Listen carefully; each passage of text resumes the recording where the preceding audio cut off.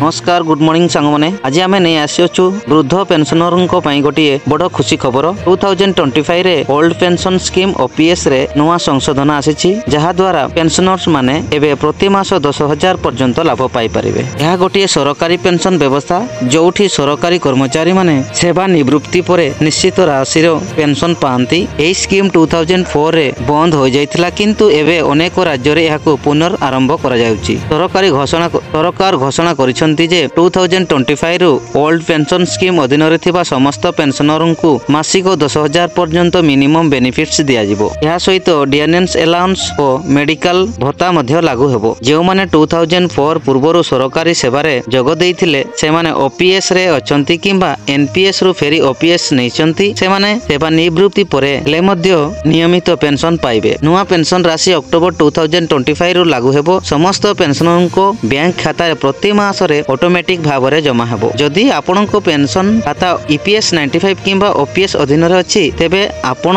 निश्चित भाव रे यार लाभ पाई परिबे। सरकार एही सुविधा सहित अन्यान्य सुविधा मध्य आनिछंती जेमिति मेडिकल इंश्योरेंस, फैमिली पेंशन, वार्षिक डीए वृद्धि, डिजिटल लाइफ सर्टिफिकेट सुविधा। एही खबर वृद्ध पेंशनर को पई निश्चित खुशी खबर। आपनक मतामत कोन एही नुआ घोषणा प्रत्येक लोकमानक जीवन को परिवर्तन करि परिबो कि कमेंट रे जणांतु और एभली गुरुत्वपूर्ण अपडेट पाई चैनल को लाइक शेयर और सब्सक्राइब करंतु।